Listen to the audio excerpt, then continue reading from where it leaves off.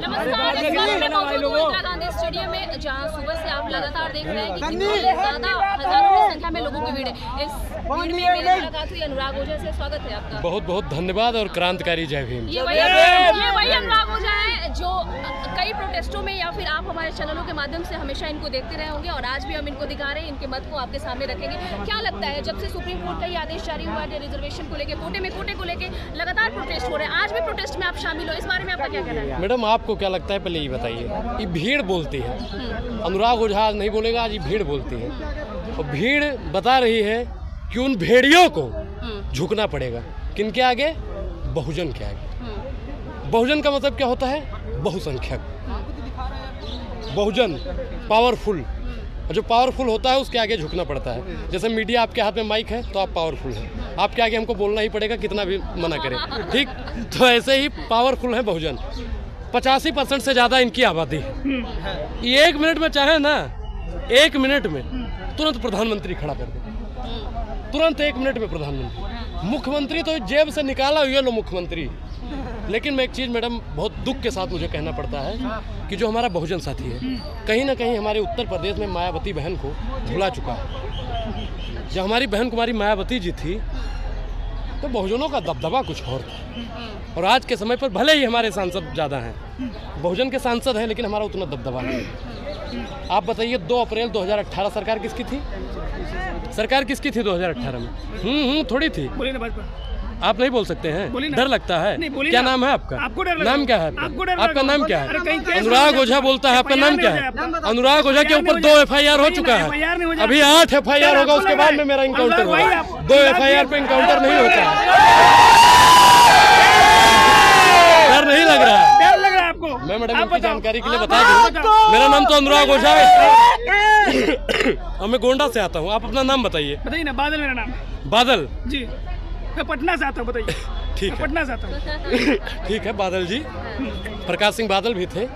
अब आप बताइए कि बादल जी, आप तो डर क्यों रहे हैं? आप बोले कि 2018 में भैया सभी लोग बोलेगा 2018 में किसकी सरकार थी? भाजपा की बता रहा है। भाजपा की थी ना। और 2 अप्रैल 2018 में हमारे बहुजन साथियों के साथ में क्या किया गया मैडम, आप बताइए। 13 लोगों की हत्या हो गई थी, मौत हो गई थी। और आप बताइए उसका जिम्मेदार कौन है? उसका जिम्मेदार कौन है? वर्तमान सरकार। जब जब जुल्म करेगा सत्ता के गलियारों से चप्पा चप्पा गूंज उठेगा, चप्पा चप्पा गूंज उठेगा, चप्पा चप्पा गूंज उठेगा, चप्पा चप्पा गूंज उठेगा। इतनी तेज बोलिए कि 2 जगह आवाज जाए। एक तो जहां से 7 जजों की जजमेंट आई थी, और एक पार्लियामेंट में, और एक नागापुर में जहां पे RSS के कीड़े मकोड़े पैदा होते हैं। मनुवाद की छाती पर मैडम मैं आपको बता दूं कि जो बहुजन साथी है वो इतना तेज जय भीम का नारा लगाता है कि भाजपाइयों की और मनुवादियों की जय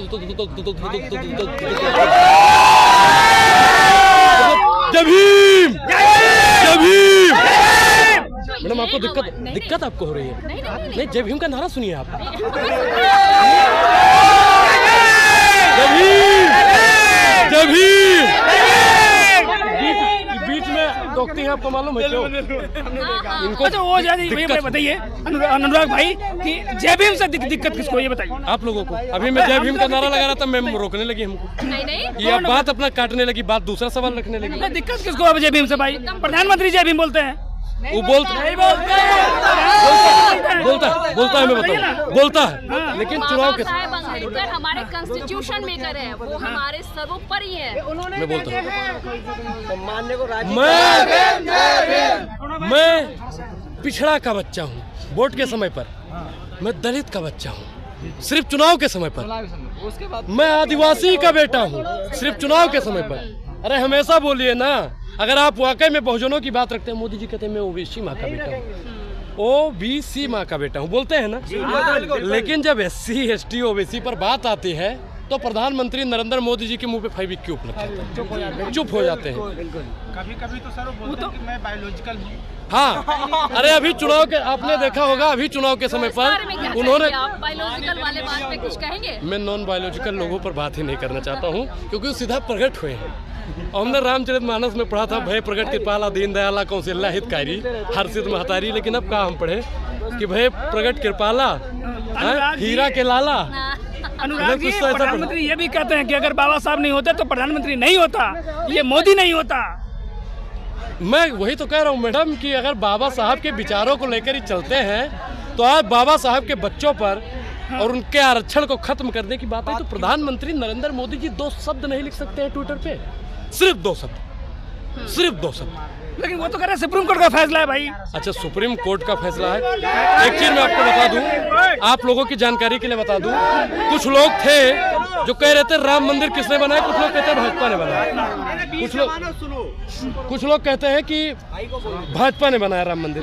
वो भी तो सुप्रीम कोर्ट का फैसला था, उसको मोदी ने बनाया, भाजपा ने बनाया, लेकिन जब जजमेंट आया तब सुप्रीम कोर्ट ने दिया। ये मैडम बेईमानी है। जो कहते हैं कि भाजपा ने मंदिर बनवाया, मनुवादी किस्म के लोग। और आज जो लोग कह रहे हैं ना कि जजमेंट जो आया है सुप्रीम कोर्ट से आया है, वो भी लोग मनुवादी के हैं। तो सुप्रीम कोर्ट का बोल रहे हैं, सुप्रीम कोर्ट का फैसला है। मैं जी ये बताइए कि ये सुप्रीम कोर्ट के वकील जो है वो कानून बनाएंगे या फिर संसद कानून बनाने का? मैं बता दूं आपसे कि हम लोग संविधान सेनानी लोग हैं, जो आज़ादी के लिए लड़े वो स्वतंत्रता सेनानी थे। जो आज़ादी के लड़े वो कौन थे? स्वतंत्रता सेनानी थे। और जो आज देश के लिए, संविधान के लिए लड़ रहे हैं वो स्वतंत्रता सेनानी वो थे, और हम लोग हैं संविधान सेनानी। संविधान बचाने के लिए हम लोग आखिरी लड़ाई लड़ते रहेंगे, और हम लोग उसी दिन शांत बैठेंगे जिस दिन हम अपने हक अधिकार को पूर्णता पालेंगे। एक नारा दिया था, एक बहुत कट्टावर नेता थे, बहुजनों की बात रखते थे कि 100 में 90 शोषित है, 100 में 90 शोषित है, शोषितों ने ललकारा है, धन धरती और राजपाट पर 90 भाग हमारा है। जब तक इन भाई को इनका 90 भाग नहीं मिल जाएगा तब तक अनुराग ओझा बैठेगा नहीं। 90 भाग। इस कलम पर टैक्स लगाने वाला कौन था? इस पर टैक्स लगाने वाला कौन था मैडम, बताइए आप। भाई आप लोग बोलते नहीं, फिर मैं पत्रकारों को अपनी भाषा में समझाने लगूंगा तो दिक्कत होगी। मैं बताऊंगा, आप बताओ, क्योंकि लोग मेरा 2 रोल जानते हैं। मैं पत्रकारों को किस प्रकार से पेश आता हूँ मैडम आप जानती हैं। इस कलम पर टैक्स लगाने वाली कौन सरकार थी? बोलिए। अनुराग जी को बोलने दीजिए ना, अनुराग जी बोलेंगे, अनुराग जी बोलेंगे। इस पर टैक्स किसने लगाया था ये बताइए आप बताओ। भाजपा ने लगाया। भाजपा ने इस पर टैक्स क्यों लगाया? क्योंकि भाजपा में बैठा हुआ तमाम नेता मनुवादी किस्म का है, और मनुवादी कभी नहीं चाहता है कि एक दलित का लड़का पढ़ के डीएम बन जाए। क्योंकि नहीं चाहते कि डीएम बने, नहीं चाहते। भाजपा राष्ट्रपति बना दिए भाई। आपका वोट बैंक, वो भी वोट। आप बताइए, अनुराग जी आप बोले कि राष्ट्रपति बनाया, बहुत अच्छी बात है, बिल्कुल राष्ट्रपति बनना चाहिए। लेकिन आप बताइए कि मैडम जगन्नाथपुरी में द्रौपदी मुर्मू जी हमारी महामहिम गई थी दर्शन करने, लेकिन उनको दर्शन करने दिया गया? आप बताइए कि राम मंदिर का भव्य उद्घाटन हो रहा था, निर्माण हो रहा था, बुनियाद खोदी जा रही थी, मतलब शिलान्यास। हमारे जो दलित राष्ट्रपति थे रामनाथ कोविंद जी, लेकिन उनको कंगना रनौत जी दूसरा कुछ कहती हैं। अच्छा। मालूम नहीं है, जानकारी का अभाव है। आप बताइए मैडम, आप बताइए कि उस उद्घाटन में, शिलान्यास में हमारे महामहिम राष्ट्रपति महोदय जी को नहीं बुलाया जाता है। क्यों? क्योंकि जाति क्या था। सुनिए, सुनो साहब, आप सुनते नहीं हैं, आप बोलते बढ़िया हैं, आप आके बोल लीजिए, हमको जाने दीजिए। तो सुनिए, सुनो, मैं और बता रहा हूँ, आज भी दलित को घोड़ी पर नहीं बैठने दिया जाता है। अच्छा, बिल्कुल। आज भी एक दलित समाज हमने गांव में देखा है कि ऐसे भैया चप्पल निकालता है वो, और ठाकुर वाकुर के द्वारे से ना ऐसे लेकर अपन चप्पल हाथ में उठा के जाता है। क्यों? क्योंकि जो वहाँ के लोग हैं, अभी भी गांव में भैया आप लोगों ने भी कई जगह देखा होगा कि अगर किसी शेड्यूल कास्ट का लोग है तो वो साइकिल से उतर जाता है अगर किसी ब्राह्मण या ठाकुर का द्वारा पड़ता है तो। क्यों उनको जाति के आधार पर टारगेट किया जाता है? जब तक इस देश में जाति व्यवस्था नहीं खत्म होगी, आरक्षण को किसी के माई का लाल खत्म करने वाला पैदा नहीं होगा।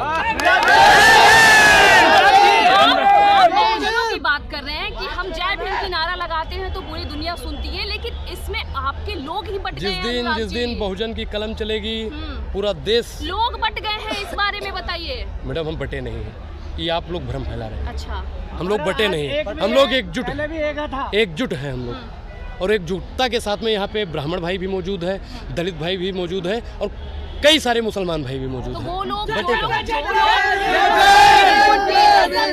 जी, वो लोग जो इस सुप्रीम कोर्ट के आदेश का वेलकम कर रहे हैं, उन लोगों के लिए क्या कहेंगे? देखिए मैडम, समझाया उन्हें जाता है जो ना समझा हो, और जो पहले से ही समझ के बैठा हो कि कितना समझाएंगे फिर भी नहीं समझेंगे। मूर्ख को समझाने के लिए महामूर्ख होना पड़ता है। और मैं मैडम, कुछ लोग कहते हैं कि मैं समझदार हूँ। आप ही के नेता जीतन राम मांझी की अगर हम बात करें, बिल्कुल वो समर्थन में खड़े हो गए आरक्षण के, इस बारे में क्या कहेंगे? देखिए, सुन नहीं पाया मैं, एक बार दोबारा बोलिए। जीतन राम मांझी वो वोट आप ही लोगों के वोट से जीत के गए हैं, वो समर्थन कर रहे हैं इसका। देखिए मैडम, समर्थन विरोध लोकतंत्र की खूबसूरती है। संविधान उनको भी पावर देता है कि आप विरोध कीजिए कि समर्थन कीजिए। जो आज जजमेंट आया वो भी संविधान के मतलब पढ़ के ही आगे बैठा, उसको भी संविधान के तौर मतलब अगर ना पढ़ता हो ना जानता तो उसको आज जज नहीं बना रहे, लेकिन पीढ़ी दर पीढ़ी वाला करके वो जज बन गया। आप बताइए कि जीतन राम मांझी जी कर रहे हैं, लेकिन एक चीज़ बताइए कि दलितों का वोट चाहिए, लेकिन दलित पर जब बात आती है मैडम तब कोई बोलता नहीं है, तब मुझे बुरा लगता है।